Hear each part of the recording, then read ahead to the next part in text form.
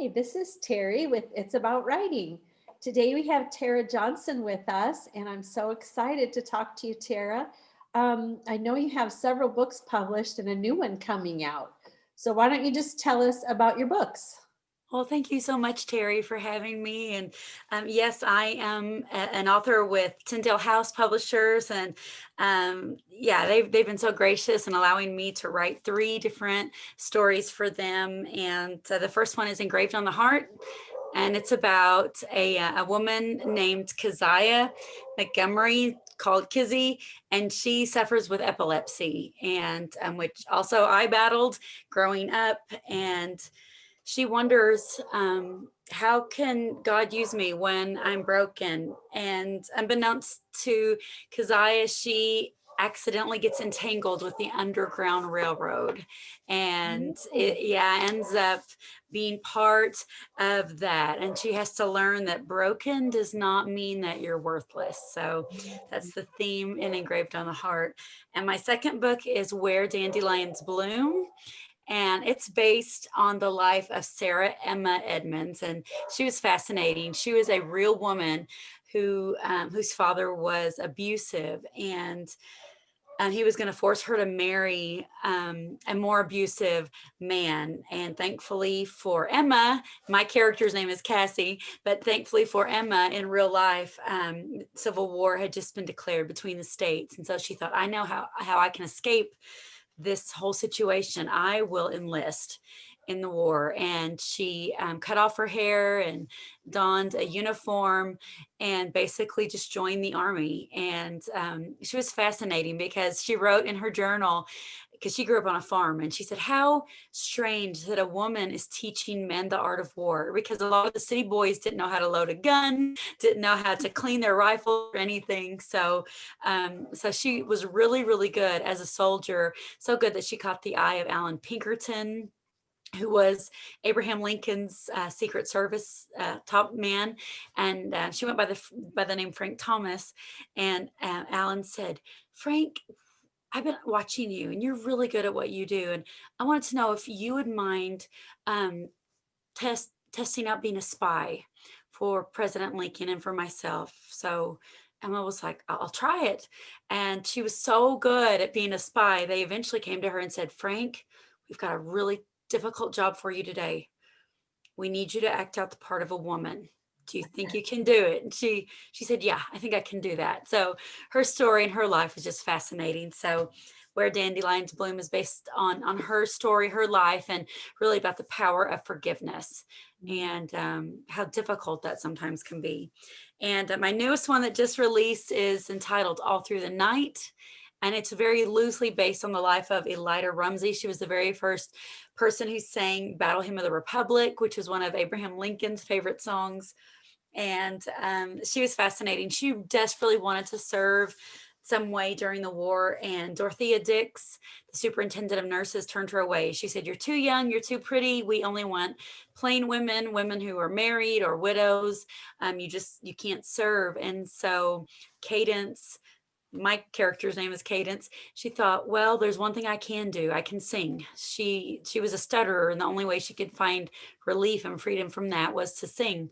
So she went to hospitals and sang, and soon she was known as the Songbird of the North. And she and the surgeon she's working with, Joshua Ivy, stumble upon this horrible secret society that really did exist, called the Knights of the Golden Circle, and they funded the Confederacy and were involved in horrible, atrocious acts. So this is their story, their romance, and their lesson in what it means to really know that God sees you.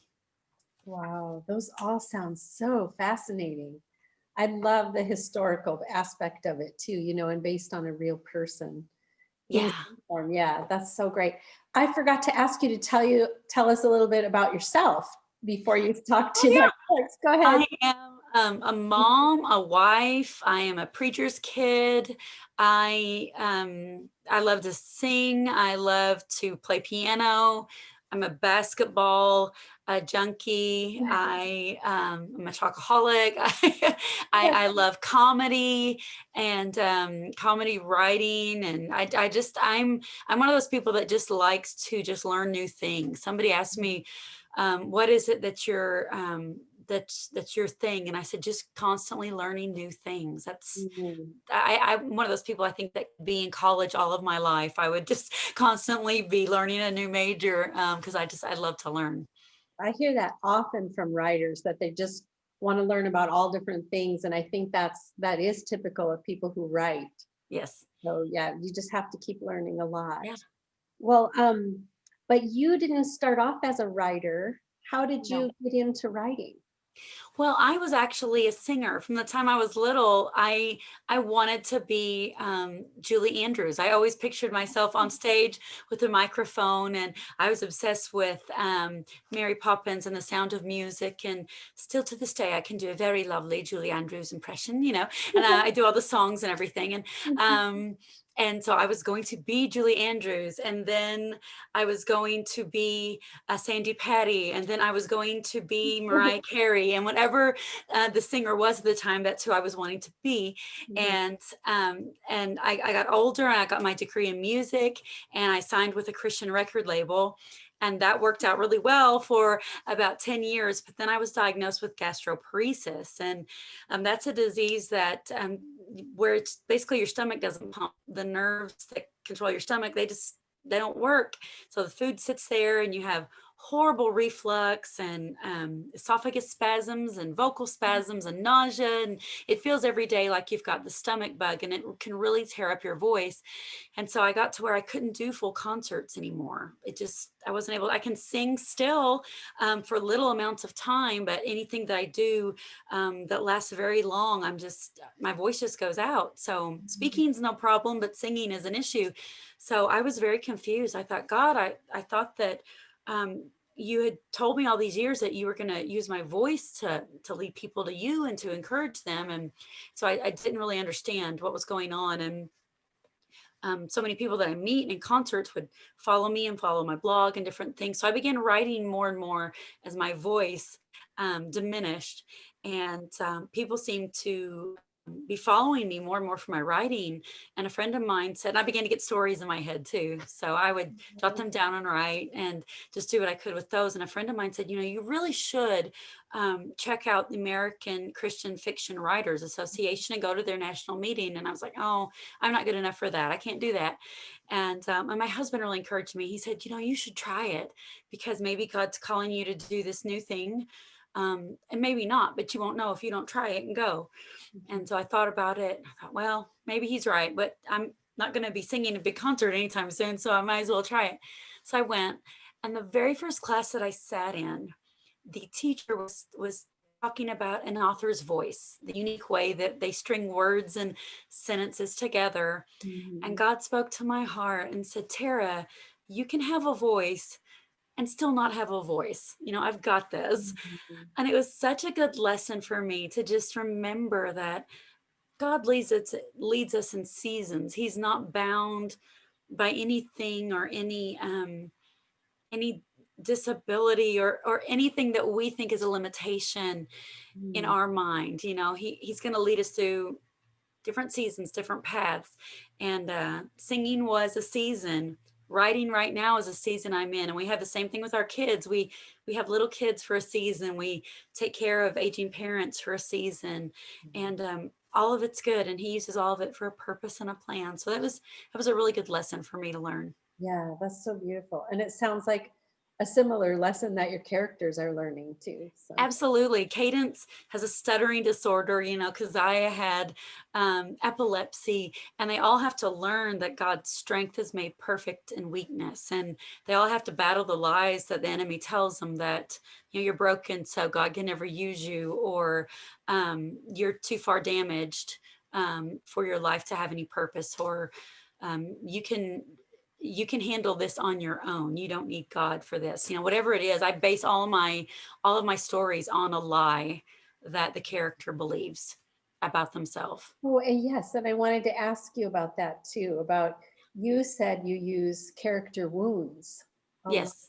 in developing your characters and in the, how do you do that, or what's that So in your writing? for me, I think that all of us come to the table as products of our past. You know, you and I came here to this meeting today with a backstory. You know, we didn't just appear, and we all have past. We all have things that have made us laugh and that delight us, but things that have also hurt us and tried us, and things that we have.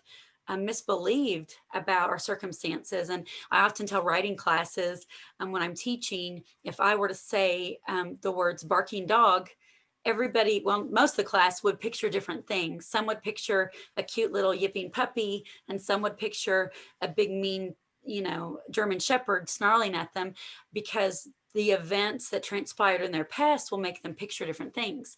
We tend to see things through a filter.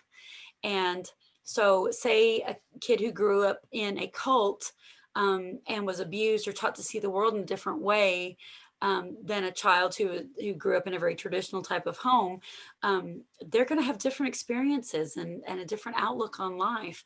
And what we go through really does affect the way that we see the world. And so, character wounds, we all have something that we struggle with. When Adam and Eve messed up in the garden, that created that separation from God. And we all have this hole inside that we try to fill with something. And the wounding for some of us are things that we struggle with and that we put on ourselves. And for some people, we are wounded by others. And usually it's a combination of the two. Like with Cassie Kendrick and Where Dandelions Bloom, her father was an alcoholic and very abusive. So she begins to believe, my father cannot be trusted. And he shows that to her repeatedly in her past. And then that begins to transfer into all men can't be trusted. And then as she, her mother constantly bow down to her father's wishes out of fear, she begins to see and take this misbelief concept in her mind that no one can be trusted. I am the only one that can take care of myself. And I'm the only one that can look out for me. Forget about God, forget about even my family. I am it for me. So throughout the course of the story, she has to learn her future is not dependent on her. Her future lies in the hands of God. He is. So it's interesting the way that our past really can change the way that we see the world, and the way that different circumstances can shine a light into our characters' need for Christ. And that's where we as writers get to come in and show the transforming power of God and make the reader see something in a whole new way. Yeah, so it really determines like the whole thing that the character is learning throughout the story. Yeah, Right? absolutely. It's a redemption thread that ties everything together. Yeah, that's wonderful. So what are you working on now? Well, I am currently I'm finishing up a story based on the life of Dr. Mary Walker. She was I think the only female to ever receive the Medal of Honor. And she was a surgeon during the Civil War, and very feisty little lady. She wore pantaloon skirts and was really cutting edge for her day, but was very, very brave, and was put in Castle Thunder during the war for crossing the lines to go to help the other side. She just cared about helping people. And so the Union did not like that. Then Confederacy didn't like that, and both sides didn't like that she was willing to help the other side. So she was a very interesting figure. But I'm also starting a story based on a girl who has mutism, and it's based during the time, which I didn't know much about, in history, from the Irish slave trade.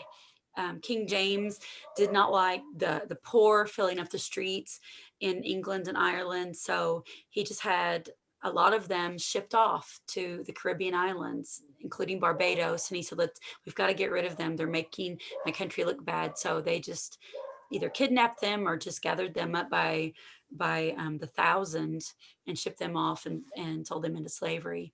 So yeah, very, very interesting time in history, and that not a lot of people know about. Mhm. So it's going to be Avelina's story. And I set myself up for a challenge because she's mute. So I thought, how do I write a mute character? No dialogue. But it's been really fun and interesting to do. Wow, that sounds great. Well, so interesting. Yeah. Is there anything else you'd like to share with writers today? With writers, I would say, um, don't be afraid to write what is true. I tell people this all the time, and don't take this completely literally. This is not going to be the same for every story, but don't be afraid to dig deep. And what I mean by dig deep is close your eyes and think about the one thing in your life that you pray nobody will ever find out about. Mhm. And maybe, so I say, don't do this for sure on every story, but maybe you should write about that. That's a Mhm. maybe. Pray about it, because the things that we hide inside are the things that God desperately wants to heal us from. But Mhm. when we hide them inside, the enemy has power over us in that area. Wow. And God wants to heal us from all that. And the only way we can do that is by exposing it to his light. And we can't lead our readers to freedom in areas that we haven't gone ourselves. Mhm. So it takes a lot of courage, takes a lot of guts, but write what is true. Don't just write cookie cutter stuff and stuff that everybody else has done. We've already got writers who write like everybody else, but there's only one you. So write what is true, Yeah, and God will help you through it. thank you. That is so beautiful and so important to remember. Yeah, some things are hard and some scenes are harder to write than others because it hurts to write those It scenes. hurts, and you really are living life twice. A friend told me not long ago, she said, I love reading because it's such an escape. I said, well, it's an escape for you, but for the writer, it's living life twice, because if you're really digging deep enough, you're living your life, and then you're having to revisit sometimes that hard stuff Yeah. all over again. And if writers have gone there, then the reader often can relate as well, something in their life, and maybe it'll bring them some healing too. So, Absolutely. yeah. The most touching emails I get are from people who said, thank you. I needed to know I was not alone. And now I can see the hope on the other side of this. Yeah. So Well, that's so good. Thank you, Tara. thank you Well, so much. I have I have several places where readers can find you, your website and Facebook and Instagram. So Perfect. I'll attach those to this video. And if there's any other ones you want, you can send them to me and I'll attach them to the video That as sounds well. great. Well, thank you so much and God bless you and your Thank work. you. God bless you too.